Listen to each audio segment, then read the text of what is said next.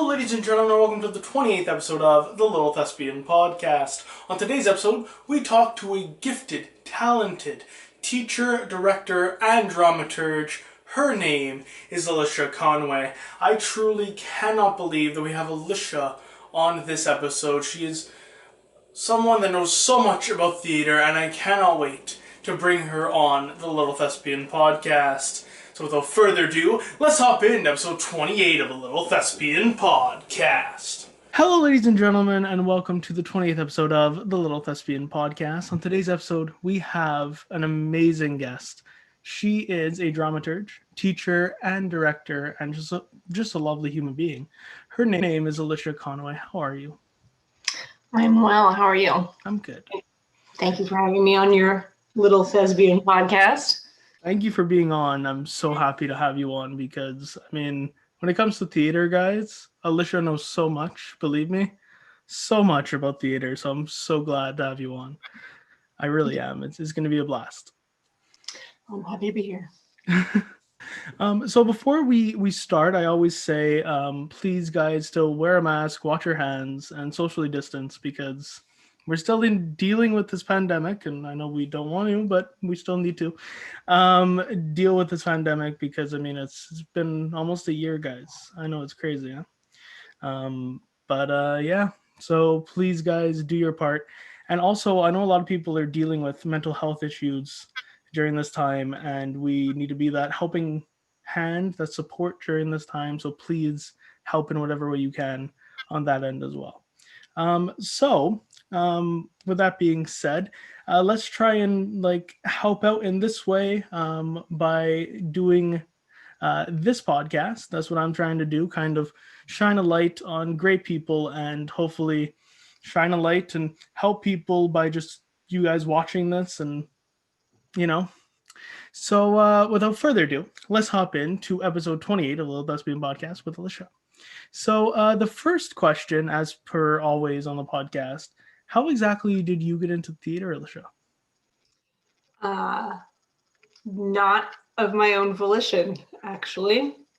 I am not one of the people that participated in theater in high school. I knew other people did. I saw a couple of the plays that our school put on, but that's about as much as I had any awareness of theater. I wanted to go to fashion school, but one of my best friends was going to Abbott to go into the acting program, and their mother spoke to my mother and said, if she wants to go to fashion school, they teach costuming at the theater department at Abbott. And my parents were like, well, let's go and look at fashion schools. And we went, and it turns out the fashion school is incredibly expensive. And so they said, if you do a semester of costuming and you show us good grades, then we can talk about fashion school. And after a semester of design technical program at John Abbott, I discovered that I liked set design far better than costume design, and then I forgot entirely about fashion, and that is how I found theater, by accident, and the, social manipulations of my friend's mother. That's amazing though. Like that's like, wow. Like such a I don't think that like I've had a guest on that it's like, okay, well, I didn't start when I was like 6, or like, like that's such an interesting story. Wow. I started theater school having never seen a professional theater show of any kind. And now having never basically gone to a show on my own accord, not because like my English class wasn't going. Wow. Yeah. And now look at you. You're doing theater history and know so much about theater. Wow. That's crazy. So talk about theater history. How exactly like has it been now over Zoom? I know it must be difficult. I mean, to be fair to all the other teachers in the theater department, my courses are easier to teach over, Teams or Zoom or whatever than other more hands-on practical theater courses. So I try not to complain about it. The hard part is that, sometimes it can feel like there's no one on the other end of the computer. But theater history translates pretty well. A PowerPoint is a PowerPoint is a PowerPoint. The hard part is that anything that's up on its feet, like, okay, let's practice what it might be like to do Brechtian acting. You can't do any of that kind of stuff, but yeah, I'm not too badly impacted. Last semester, though, we used one of my text classes last semester to do the fairy tale project, which ended up being called A Grim Night. And for that, we used the text class and an acting for camera class to produce, as well as design technical classes, to produce a hybrid theater, film, digital production. So in that sense, that class was massively impacted by trying to figure out how to teach this way. Yeah. It came out lovely though, Grim Night. And it's true. I mean, it must be difficult. I can only imagine doing anything acting over digital, because I mean, I've done one, but it's not the same. It's just there's something about it. And it's like camera plus theater in one. But yeah. To shift gears, I actually want to talk about like how does it feel like teaching just in general for you, because I know like it must be nice knowing that like you're kind of shaping the next generation of actors and whatnot. So how does that feel for you? For me, that's sort of how I frame and conceptualize why something like theater history matters. Because I believe my personal philosophy of creativity, which comes from my own personal experience, is that the well can run dry if you're inexperienced. And it's not because you're inexperienced that the well of creativity runs dry, but it's because I believe that your creativity, the limits of your creativity are how much you already know is possible. And if you don't have a good sense of how many things already exist in the world in terms of theater and performance, then you've closed down and you've limited the amount that you are able to be creative and the amount of things that you are able to think are possible in terms of going into the world and creating your own art, your own fringe show or whatever it may be.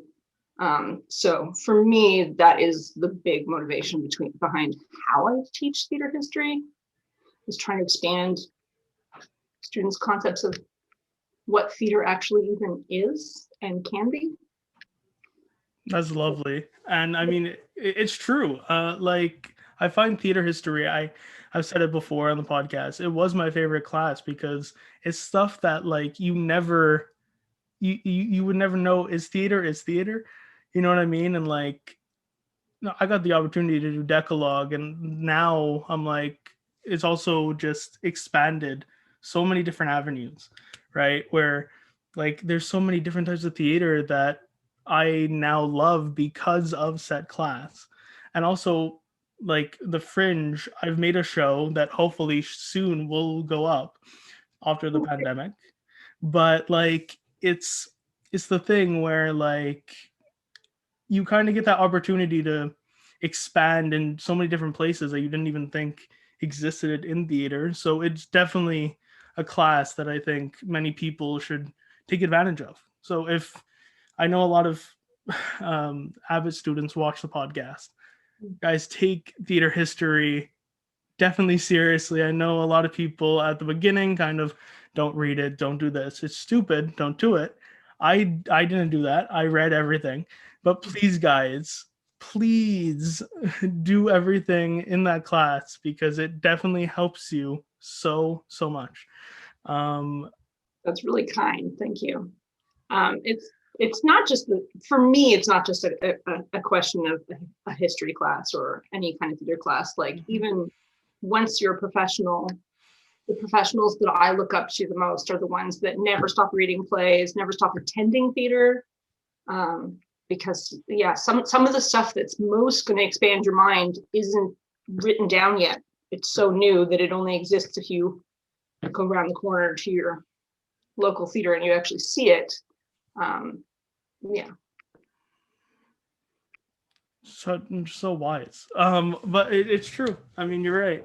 And I guess to catapult off of that, do you have any words of wisdom for someone that might want to jump into theater now?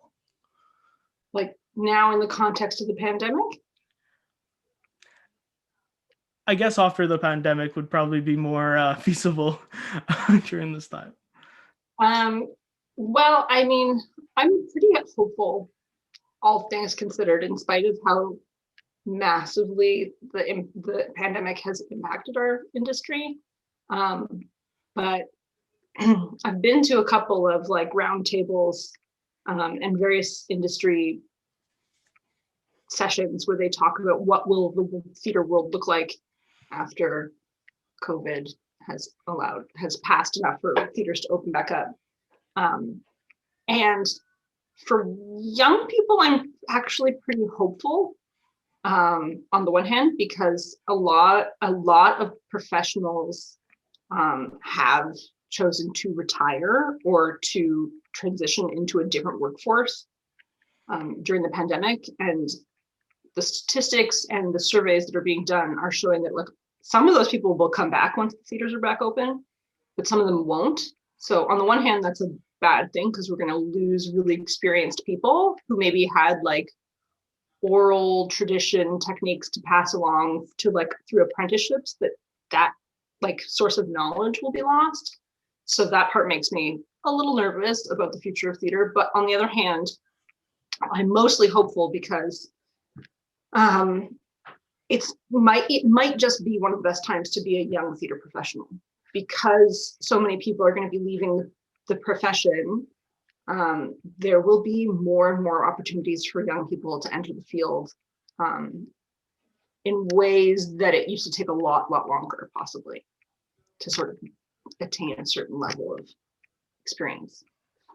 Wow. That's what I'm choosing to hope and think is going to happen, but I'm not just saying it out of nowhere. These are things that the industry is talking about, and who will say what will actually happen, but if there's like, I know that your viewership is a lot of really young theater artists just starting in their career. And so instead of sitting here going like, how am I ever going to work again? It might actually be the case that this will provide opportunity instead of only take it away. Yeah. I'm hopeful because I mean it's true. Also, a lot of people are writing now. A lot of people are. There's a lot of things to talk about now because of everything that's come to light during the time of the pandemic and whatnot. Work-life balance is probably going to be better. Rehearsals are probably going to be structured differently. The length of the day is probably going to be more reasonable. It's probably going to be easier for people with kids to work in the theater for the first time. those kinds of things people are caring about now. Which is good. I'm mostly hopeful. Yeah, and I mean that's all we can do, right? We need to kind of keep, that light at the end of the tunnel, because I know it's been a crazy time. No one's ever had to deal with it before, or at least this generation. But yeah, it's nuts, and I mean it's true. We kind of all my young viewership guys keep that going and listen to Elisha. I mean, you guys know, I've already said she's very wise, and you can just see it now. So my next question actually came from a couple of castmates from Mary Poppins, because unfortunately it was a show that never happened. But they wanted to know, what was your favorite scene to direct? To direct, I actually think it is the finalish scene. I think it's penultimate. I think it's second to last, where the kids come in, they look for Mary Poppins, they find her locket, they realize she's gone. The parents come in and see them, and they unite as a family, and then the parents start dancing, right? They start waltzing. That was my favorite scene to direct, mostly because it's also sort of like the heart of like Mary Poppins changed their lives, and you can see it. But also just in terms of like, it's a very frenetic scene. There's people running in different directions, and then it all comes together into this unified moment, and then there's dancing, and it's just sort of like celebratory. It's a moment. So that was my favorite scene to direct, but it would have been nice it was one of the last ones I directed, so we didn't even get to run it that many times to get it to a place where we could see really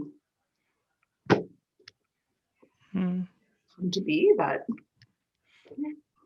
yeah, no, that was honestly one of my most favorite ones to watch too, because it's so heartfelt, and it's right at the end too. So I wish that people could have saw that, because I would just imagine, like the ahs and like the cute little things that you hear in the audience when that happens, right? When you get such a genuine scene like that. But yeah, Mary Poppins, guys, unfortunately did not happen. But the people that got to see it, and the people that got to be in it, are very, very happy to have been a part of it, because I mean, such an amazing show. And yeah, so all my Mary Poppins castmates, thank you guys for those questions. And also, Marlene actually had a question for you. And this question might be a bit difficult to answer, because I know you love so many plays, due to theater history, right? We read so many plays, and it's great. But she wanted to ask, what if you had to pick one play that you just can't get out of your head, what would it be? Like my Desert Island play? Yeah. Like I'm stranded and I only got one script.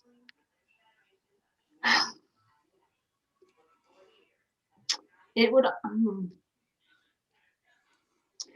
Part of me has a real soft spot for Rosencrantz and Guildenstern Are Dead.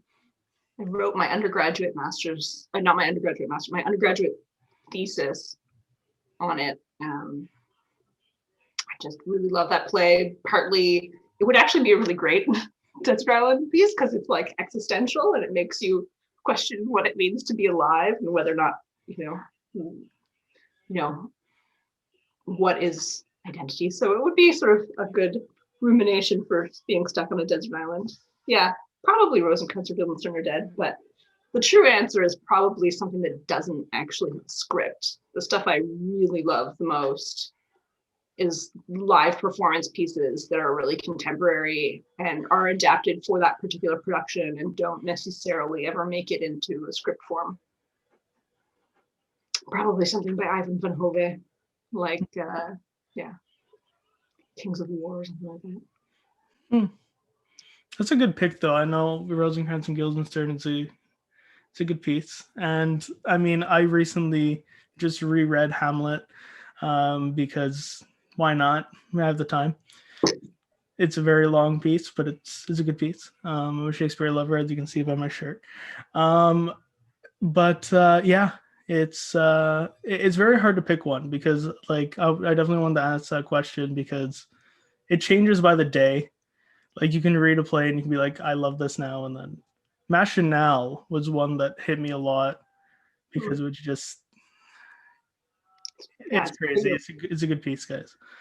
Hamlet Machine. We read so many great plays. King Ubu in our second to last semester, I think. But yeah, guys, I'm just gonna keep shouting out plays during this episode because you can have your favorite play from when you're sad, and your favorite play from when you're happy, and your favorite play from when you're nervous. that's the thing. Like it's gonna change with your mood, guys. Like, is it? And yeah, Desert Island. I mean, I don't know. Like to pick one and maybe like take a couple pages out of this one. I mean, if I'm being caustic, if I really actually had to be stuck on a desert island, and I would be found, my body would be found very like a century later next to my book, I'd want, ironically, for it to be The Tempest, but I mean, yeah. I mean, that's literally an island, guys. That's literally the entire. Also, one of Shakespeare's last plays that he ever wrote. It's definitely amongst my two favorite Shakespeare plays. It's the one that, he talks about, metaphorically, he talks about what it means to, what his career has meant to him, right? His books, Shakespeare, Prospero's books, Shakespeare's books. Yeah, so I love that play. That one and King Lear are my two favorite Shakespeare's. Yeah, King Lear is my favorite. I've always had a love for that play. I don't know why, because it's very dark, King Lear, and a lot of people die in King Lear. I think it has like the second biggest or like the first biggest body count for main characters, which is nuts. Might be Hamlet. They might be tied. Hard to say. But like, yeah. And The Tempest is a lovely swan song for his career. And one of the best Prospero lines comes at the end too, where he's talking about like, well, thank you guys for listening, and like, hopefully you can set me free. It's a lovely piece. So guys, Tempest, read it. Please, guys. Rosencrantz and the Guildenstern is great if you just want to flip coins and wonder about whether you actually exist or not. So I still say probably Rosencrantz and Guildenstern are dead. So I'm actually going to shift gears now into dramaturgy. So for those that do not know what dramaturgy is, can you explain what exactly it consists of, and what's your favorite part about it? So dramaturgy is a sort of contested term, and part of that is that it means slightly different things in different theater cultures and in different countries. In Canada and in the English sector, it often has to do with play development, right? Like the person who runs Playwrights Workshop Montreal is a dramaturg, right? And then like Tarragon Theatre, which like specializes in play development, has an in-house dramaturg. And that's because that's about like play creation, like fostering the talents of new playwrights or new plays by established playwrights as well. So that's one form of dramaturgy, but dramaturgy can also be, more up on its feet, less about like editing and things like that, and idea creation, and more about doing that kind of thing for like devised theater, helping form a script with a collective of actors when you had no script to start, is also another form of dramaturgy. So it's sort of an elusive term that means different things depending on which practice version of it you're using. Yeah. In the French sector, it's also often like borderline assistant director / play developer. So it means quite a few different things depending on what you're doing with it. Yeah. And what's your favorite part about being a dramaturg?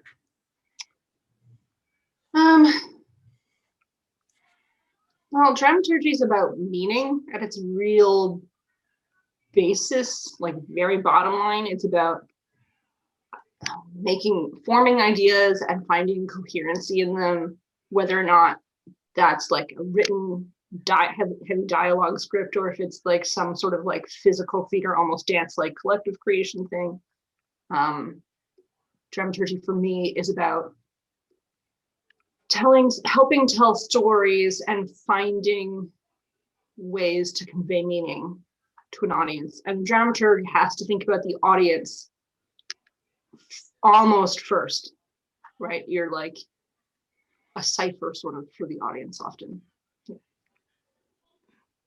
It's lovely put, and I wish that like a lot of people who are watching this now know more about dramaturgy, because it's a nice term, because it's definitely something that many theaters need, and I feel like it's definitely like an unknown thing that not many people know in the theater, but it's good to know now, you know what I mean? Especially when stuff's not really going on right now, it's good to kind of start to know more things about the theater if you are jumping into it now. So yeah, it's good to know. And I remember hearing about this in theater history, and I'm like, it might be something eventually I might want to go and do, because it's nice. It's a good other side of theater.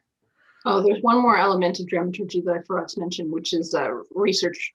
Dramaturgs often in a lot of productions end up being like the official researcher. So they'll do things like put together research packages for actors, if you're working on a heavily historical piece or something like that, or if you're working on a politically precise piece or what have you. But again, that is dependent on which city you're in, which company you're working with. Some companies expect the actors to do all that work. Some companies, it's like it would require so much work that they need a dramaturg to come in and do it. A lot of companies hire dramaturgs when they're working on Shakespeare, because Shakespeare can be so heavy and so laborious for some people. So it can help to have like a dramaturg come in and be this like person who transmits those layers of meaning and research and specificity to the acting. I remember you coming in for Faustus, because there was so many. Faustus is also in that same vein, or with Marlowe, because it's around that same time period, and a lot of stuff can go over a lot of our heads, right? But yeah, it's true. Shakespeare can definitely also be in that same category, I can only imagine, because there's still people now that are trying to figure out what exactly that might mean. It's crazy, guys. And with that being said, talking about Shakespeare, our second episode of the not Little Thespian Podcast, this is the Little Thespian Podcast, Shakespeare Sit-Downs, will be out soon. We're talking about Romeo and Juliet, which amazing piece. And I mean, everyone knows Romeo and Juliet. And then the next one's going to be Macbeth. So that's going to be a great time. And before we continue on our last couple of questions, I'm going to announce who's going to be on the next episode of the Little Thespian Podcast, and that is Dusty Outerlays, who is an actor, singer, and an amazing human being from John Abbott College. So cannot wait to have Dusty on next episode. But let's get back to this episode of the Little Thespian Podcast with Elisha. So my next question consists of, I guess, how exactly does it feel to know that like you have so many things going on? You can be a director, you can be a dramaturg. How do you wear so many hats? I mean, I barely would give myself the moniker of director. It's a role that I'm actively working towards. But to some extent, you know, like my master's degree is in dramaturgy, but many of the same skills that you need to be able to be a good dramaturg translate into being a director. That's why I said that like sometimes dramaturgs are almost like assistant directors when they're working on a production with the director. Yeah, partly because the director is the person who has to be able to see the whole big picture of a production, and a dramaturg has to be able to think at that level too. So they're sort of similar skill sets. They're almost like the same hat, almost, in terms of the skill set that you need to have. But yeah, I wouldn't necessarily call myself a director. I have now co-directed Mary Poppins, and I hope to start directing some more stuff at the college in the future. But I don't know if that answers your question. It definitely does. And I mean, not that I know a lot of people at Abbott do not watch this, teachers and whatnot, but please, guys, have Elisha direct more. She's a great director. So my second to last question, what is your favorite part? I know this is a crazy question to ask, but what is your favorite part about theater? I know, huge question. Many people ask this, and I need to ask it. What is my favorite part of theater? Like capital T, like all of Huge question, I know. I don't even know if I can answer it.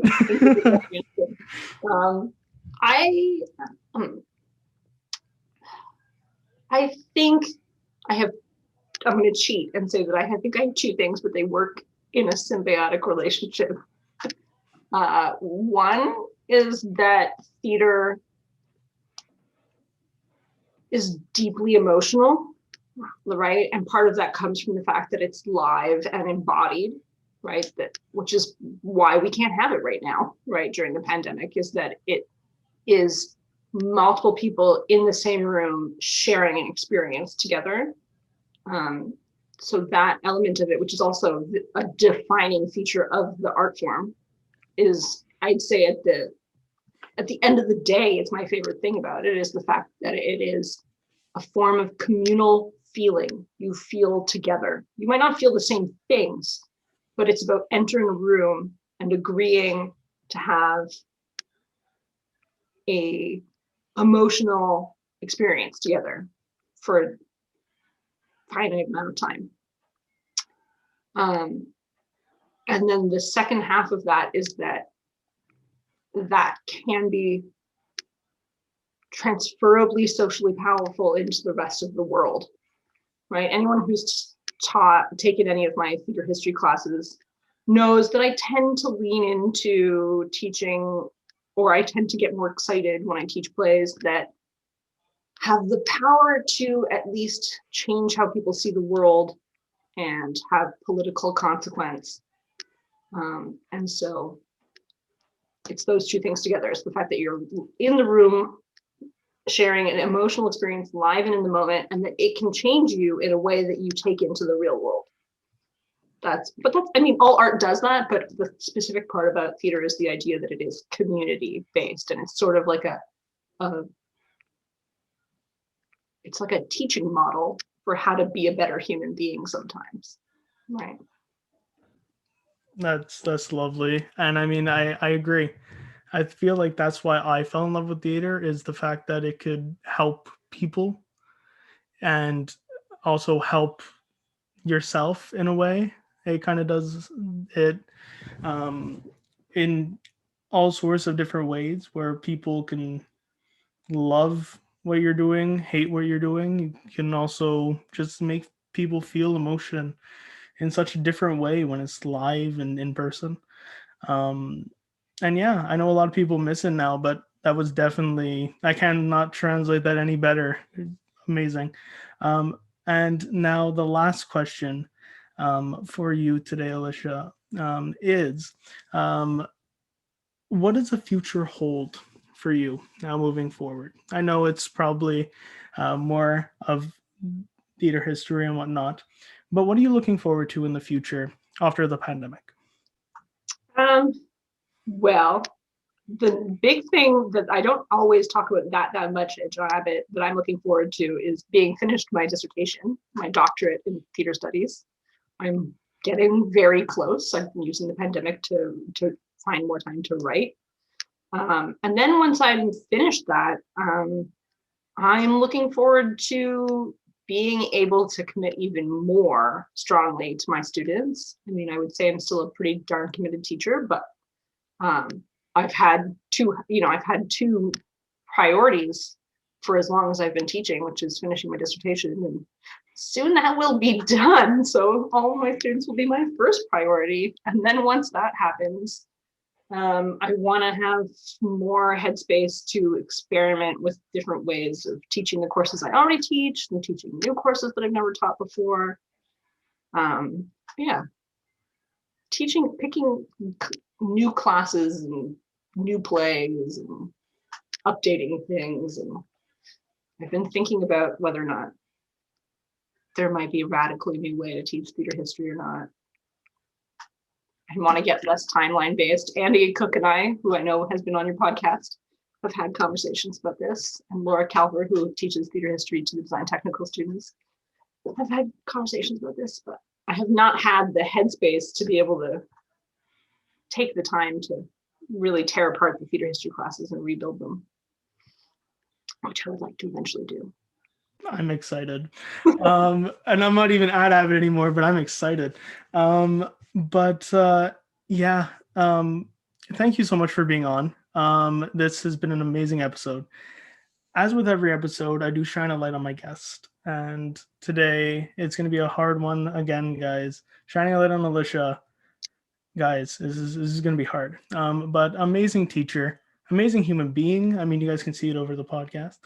And so wise. I was so honored to have her on the podcast and have her as a teacher and director, even though unfortunately Mary Poppins didn't happen.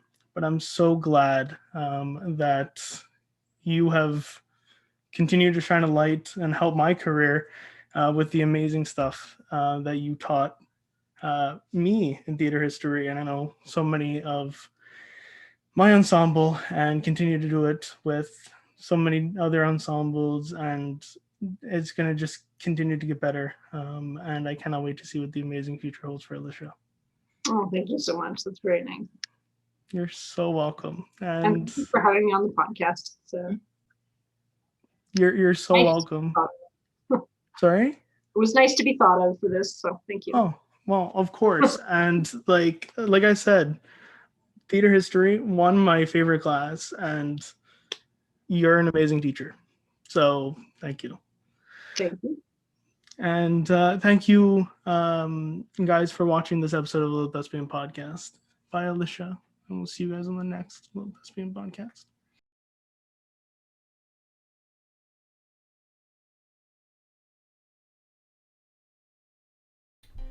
The lights are off. The curtain has fallen. And it's time to say goodbye. Thank you all for joining us on the Little Thespian Podcast. If you have any questions or concerns, please don't hesitate to ask, either down below or on any of our platforms. On the next episode of Little Thespian Podcast, we have an actor, musician, writer, and all-around lovely human being. His name is Dusty Outerlays. I truly cannot wait to have Dusty on the Little Thespian Podcast. We're going to talk all things acting, all things theater, all things singing, writing, and so much more. It's going to be a great time on episode 29 of the Little Thespian Podcast with Dusty Outerlays. I truly cannot wait to talk to Dusty. It's been a great time, guys, so far, and I know there's so many more amazing episodes to come. Thank you so much, Elisha, for being on. It has been an honor and privilege to talk to you during this episode. Thank you all for watching this episode, listening. And if you guys want to show some more support, don't forget to like this video, to comment your thoughts down below, and to subscribe to us here on YouTube. There's always a link down below to go and listen to the podcast, and soon, hopefully, we're on more platforms of which we can touch even more hearts and shine a nice light during this dark time. Hope you all have enjoyed this episode. Thank you all for watching. This has been your host, Matthew Crandall, telling you guys to always shine bright. And we'll see you all on the next Little Thespian Podcast.